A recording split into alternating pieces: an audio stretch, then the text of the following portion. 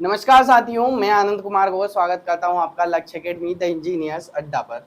यदि आप चैनल को पहली बार विजिट कर रहे हैं तो चैनल को सब्सक्राइब कर लेंगे और प्रेस कर लेंगे बेल आइकन, जिससे लेटेस्ट अपडेट मिल सके आपको सबसे पहले। इस कोर्स में हम पढ़ रहे हैं बेसिक इलेक्ट्रीशियन का जो कोर्स होता है वह पढ़ रहे हैं, बेसिक से एडवांस लेवल का।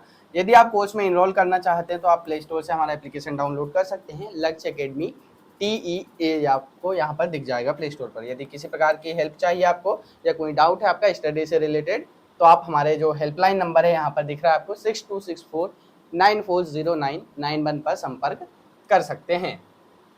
यहाँ पर आप देख पा रहे हैं हमारा एप्लीकेशन प्ले स्टोर पर अवेलेबल है। इस तरह से लोगो दिखेगा आपको। हम पढ़ रहे हैं इसमें सुरक्षा अभ्यास के बारे में, जो कि बिल्कुल बेसिक से चल रहा है कोर्स हमारा। आप हमारे कोर्स में इनरोल कर लेंगे। सुरक्षा अभ्यास क्या होता है? प्राथमिक चिकित्सा सेफ्टी प्रैक्टिस जो होती है, फर्स्ट एड, जो सबसे शुरू में, जैसे कोई व्यक्ति घायल होता है तो उसे सबसे पहले जो उपचार दिया जाता है, डॉक्टर से भी पहले जो उपचार दिया जाता है, उसे हम कहते हैं प्राथमिक उपचार कहते हैं। ठीक है, तो हम ये किसके बारे में करने वाले हैं? तो विद्युत आघात से अगर कोई व्यक्ति घायल होता है, विद्युत का झटका लगता है या फिर विद्युत के संपर्क में आता है, उससे जो नुकसान होता है उसे हम क्या कर रहे हैं? प्राथमिक उपचार देने का काम करेंगे। ठीक है, क्या हो सकता है इसमें, किस तरह, किन किन कारकों पर निर्भर करेगा, उसे समझेंगे हम। तो यहाँ पर आप देख पा रहे हैं विद्युत आघात की गंभीरता शरीर में प्रवाहित धारा स्तर तथा संपर्क समय अवधि पर निर्भर होगी। ठीक है, जो नुकसान होगा, क्या होगा? जो नुकसान होगा किसी व्यक्ति को, वो किस पर निर्भर करेगा? एक तो उसमें प्रवाहित धारा, ठीक है, धारा का मान, क्या होगा?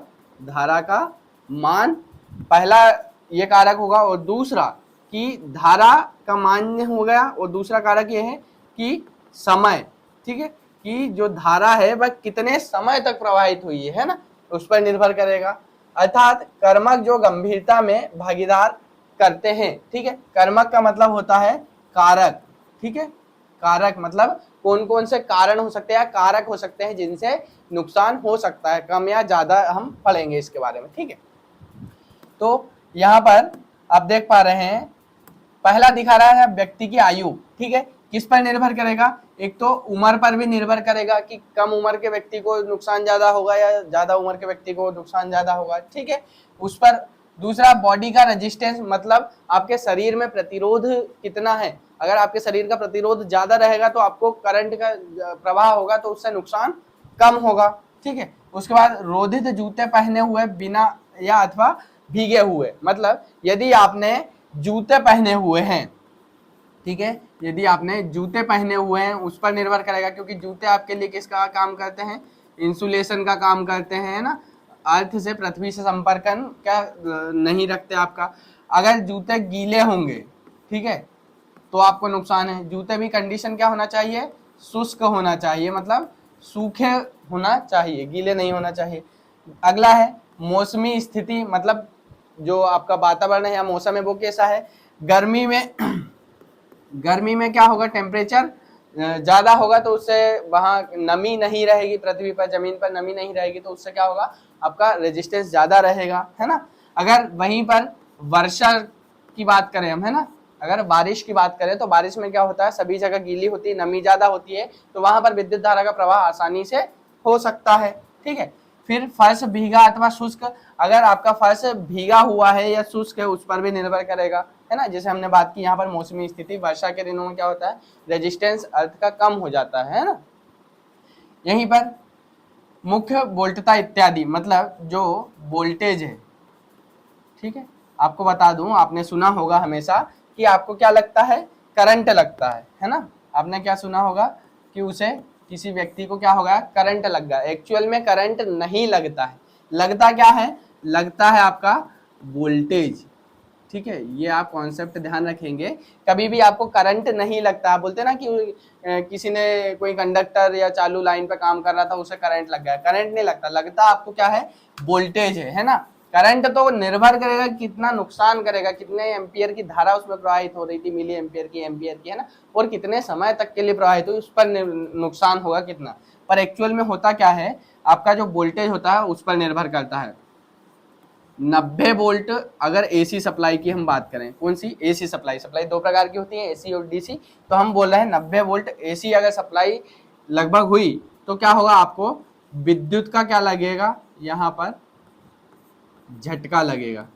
ठीक है, इससे कम पर भी लग सकता है, जरूरी नहीं है कि 90 वोल्ट पर ही लगे, कम वोल्ट पर भी झटका लग सकता है, पर अगर हम स्टैंडर्ड माने तो लगभग 90 वोल्ट पर विद्युत का झटका हमें एहसास होने लगता है। ठीक है, और डीसी वोल्टेज की बात करें, किसकी, डीसी वोल्टेज की अगर बात करें तो लगभग 50 वोल्ट पर, है ना, आपको विद्युत का झटका लगेगा। ठीक है, सॉरी 50 नहीं, ये है 120।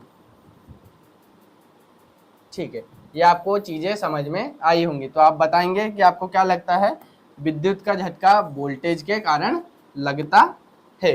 ठीक है, अगला है, यदि पास ही सहायता है, ठीक है, क्या है आपके, सहायता अगर हो तो आप क्या करेंगे, चिकित्सा प्रारंभ करेंगे और बाद में आपातकालीन जो उपचार होगा वह करेंगे। अगर आप अकेले हैं तो तुरंत उपचार प्रारंभ कर दें, है ना, किसी का वेट ना करें। सबसे पहले उपचार करने से भी पहले आपको सबसे विशेष बात ये ध्यान में रखना है कि जो विक्टिम है, मतलब जिसको झटका लगा हुआ है या जिसे नुकसान हुआ है, वो क्या हो, आपके सप्लाई के संपर्क में ना हो, है ना, सप्लाई के संपर्क में ना हो, आपको विशेष रूप से ये ध्यान रखना है। ठीक है, अगला है, विद्युत आघात के प्रभाव क्या क्या हो सकते हैं, आप वह समझेंगे।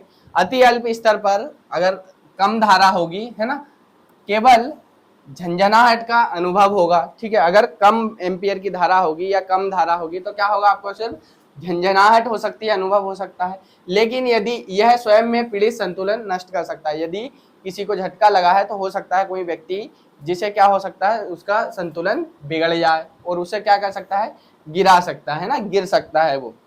उसके बाद धारा का स्तर अधिक होने पर आघात होने वाला व्यक्ति जो होता है गिर सकता है, जिससे उसे गंभीर पीड़ा होगी तथा संपर्क बिंदु पर कुछ जल तक जाने की संभावना रहेगी। जैसे हाथ टच हुआ होगा तो हाथ जल जाएगा, पैर टच हुआ होगा तो पैर जल जाएगा, जहां भी मतलब टच हुआ होगा वो क्या होगा, जल जाएगा। ठीक है, भयंकर पीड़ा होगी तथा संपर्क बिंदु पर कुछ जल जाने की संभावना होगी।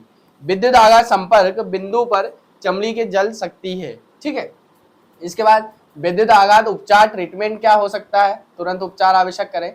जांच करें कि क्या व्यक्ति स्वाभाविक, ठीक है, रूप से सांस ले रहा है, मतलब खुद से सांस ले रहा है या नहीं। अगर नहीं ले रहा है, ठीक है, तो आप क्या करें, आपकी जो श्वास प्रक्रिया होती है, ठीक है, श्वास प्रक्रिया जो होती है जिसे हम बोलते हैं कृत्रिम श्वास विधि, ठीक है, कृत्रिम श्वास विधि, ठीक है, कृत्रिम श्वास विधि का चालू कर देंगे आप। ठीक है, घायल की जांच करें, उसको कोई घाव लगा है या कोई भाग जल गया है, कृत्रिम श्वास देने की उपयुक्त विधि का उपयोग करें। अलग अलग प्रकार की विधि होती है, जैसे छाती अथवा पेट पर अगर चोट या लगने की संभावना स्थिति है तो मुंह से मुंह विधि श्वास देने का प्रयास करें, है ना।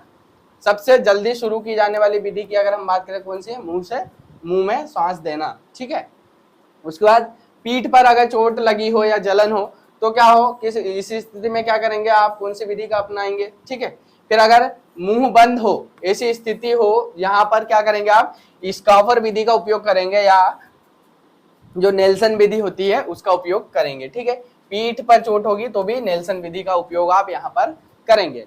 चलिए, आज के लिए इतना ही, मिलते हैं अगले वीडियो में। वीडियो अच्छा लगा होगा तो वीडियो को लाइक करेंगे, चैनल को पहली बार विजिट कर रहे हैं तो चैनल को सब्सक्राइब करेंगे और ज्यादा से ज्यादा इसे शेयर करेंगे। ठीक है, यदि कोर्स में इनरोल करना चाहते हैं तो मैं आपको फिर से बता देता हूँ, आप हमारा एप्लीकेशन डाउनलोड कर लेंगे जो कि प्ले स्टोर पर अवेलेबल है। फीस मिनिमम रखी गई है, कोई ज़्यादा फीस नहीं है, इतने फीस में तो बहुत कुछ हो सकता है ना। चलिए, मिलते हैं अगले वीडियो में।